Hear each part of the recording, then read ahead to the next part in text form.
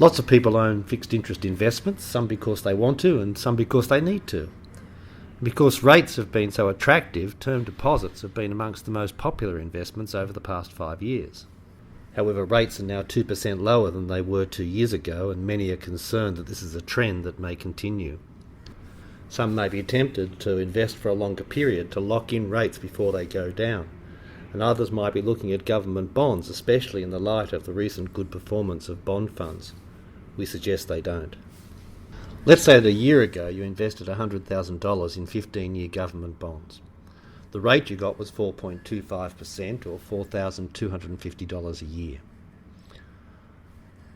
I'd like some of that this year, but I can only get 3.35% or $3,350. So would you please sell me your investment for $100,000? Certainly not. I'd have to invest $125,000 for the same income that you're receiving.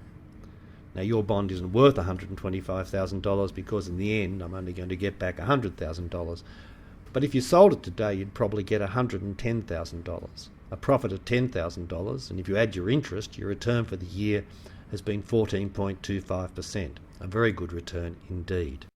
I'm attracted by the return you got last year, so I'm going to invest in government bonds too. I'll spend $100,000 and get an interest rate of 3.35% or $3,350.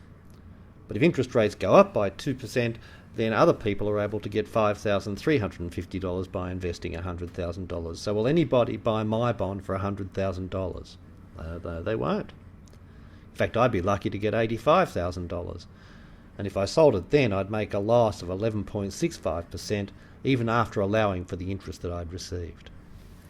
So locking into long-term rates will be a really bad idea if we have some inflation and interest rates go up.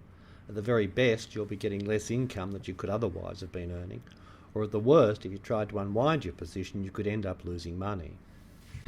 And it's not as if you're being rewarded for the risk that you're taking, because the current rates are barely covering inflation.